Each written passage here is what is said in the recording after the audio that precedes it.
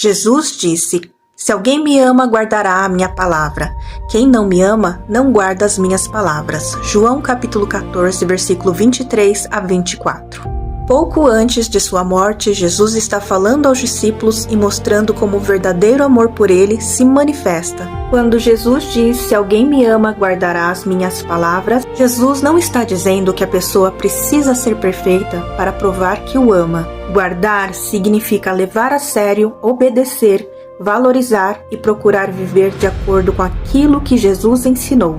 A pergunta passa a ser: o que esse amor produz na minha vida? Por exemplo, Jesus ensinou a perdoar, amar o próximo, abandonar o pecado, ser humilde e agir com misericórdia.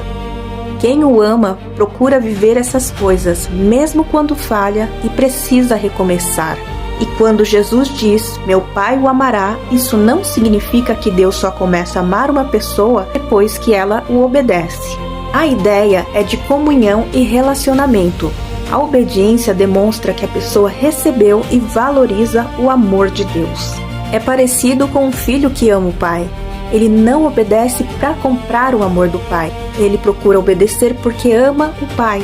E quando Jesus diz: "E viveremos para ele, e faremos nele morada", Jesus está falando da presença de Deus na vida daquele que o ama. No contexto de João capítulo 14, isso também está relacionado à promessa do Espírito Santo.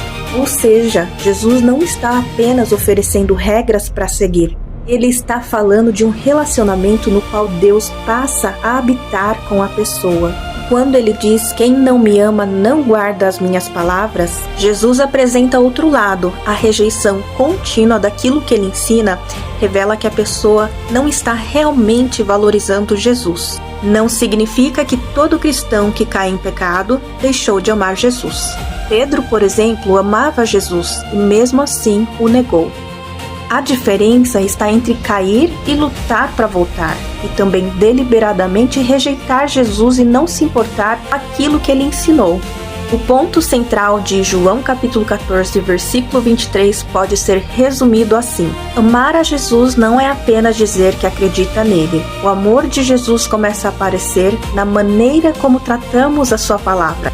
Mas também é importante lembrar: a obediência não é uma tentativa de merecermos a salvação.